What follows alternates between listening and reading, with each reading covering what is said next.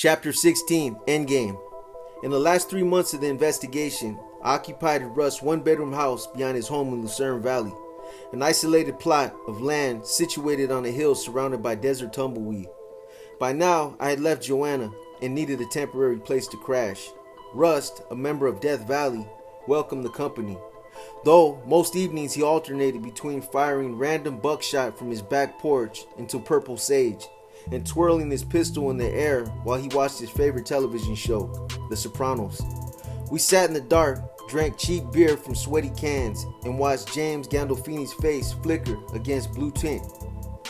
His character preached about respect and rats, and Rust leaned forward, elbows on his knees, face flushed from alcohol, and said, "If I ever found out we had a snitch, he'd be gone."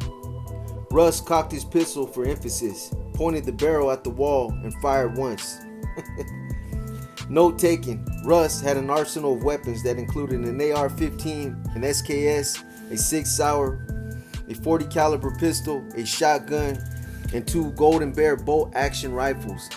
He stashed a long rifle he camouflaged with duct tape in an attic crawl space because he figured it might be stolen. One morning I noticed it missing. "I took it to have a scope fitted," Rust explained, and offered to give me his 12-gauge shotgun.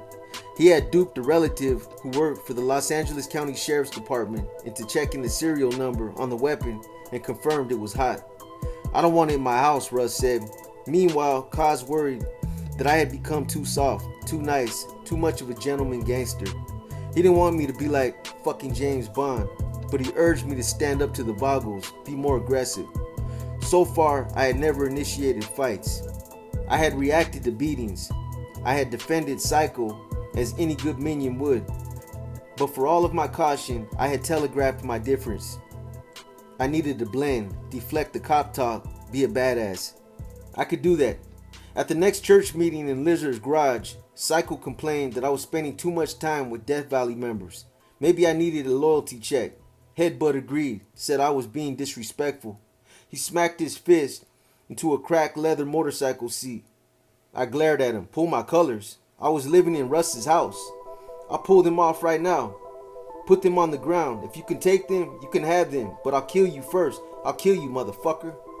Headbutt irritated me so much, I almost convinced myself that I would kill him. Rhino put a warning hand on my shoulder as Headbutt snorted and shook like an injured bull.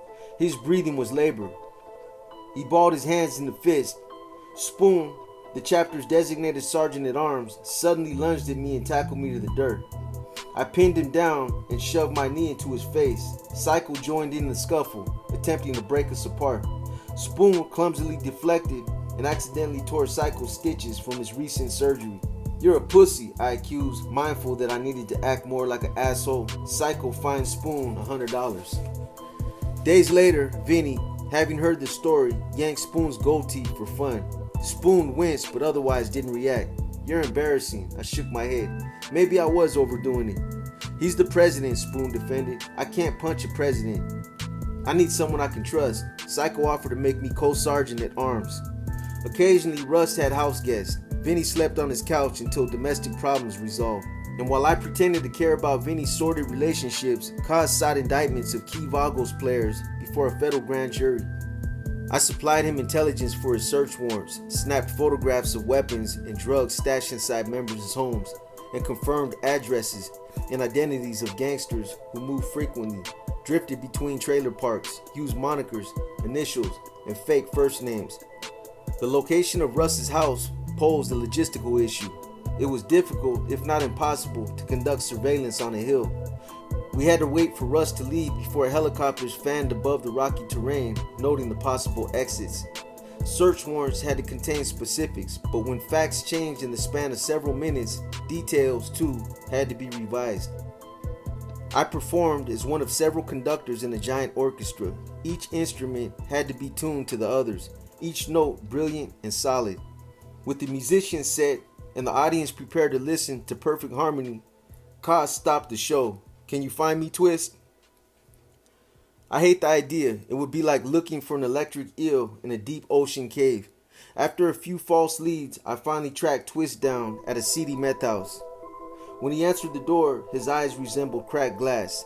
Tiny red veins streamed from his pupils like spokes.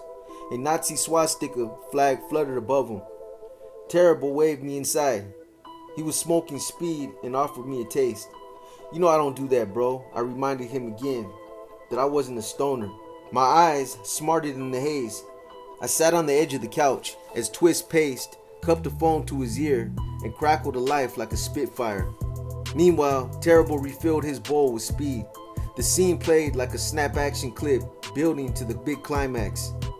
Twist clicked his phone shut. Determination blazed in his eyes. He retrieved black leather gloves from a box in his room and meticulously pulled on the fingers.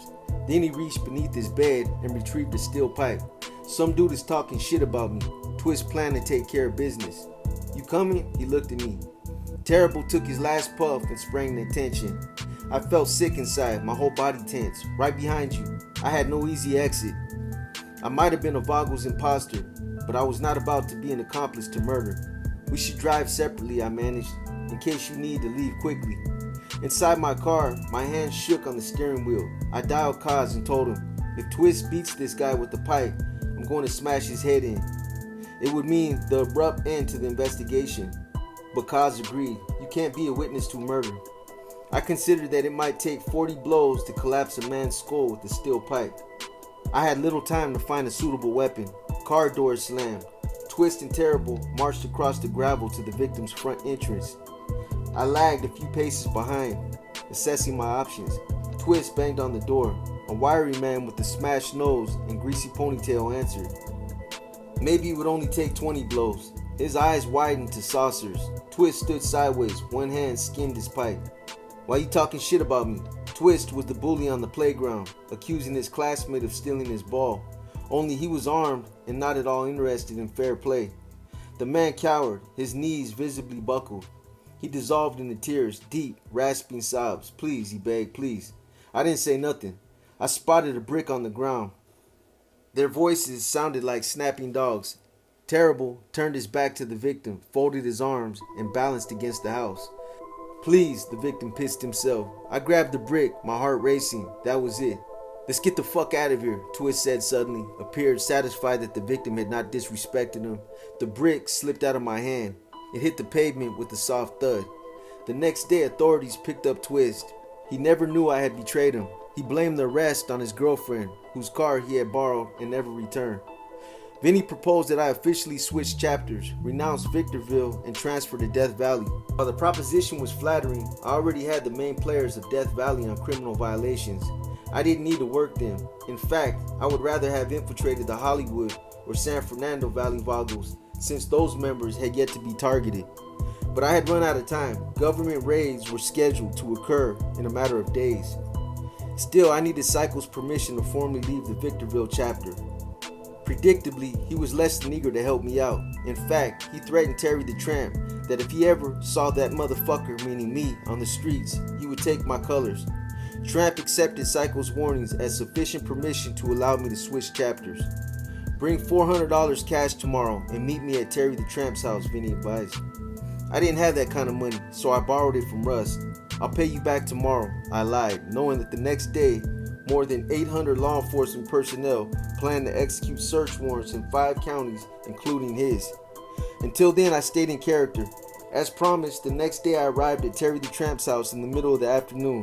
Vinny hugged me warmly, vouched to Tramp that he had known me for years and wanted me in Death Valley. Tramp approved me instantly and allowed me to switch over as soon as possible. I handed Vinny my $400 transfer fee and left Tramp's house.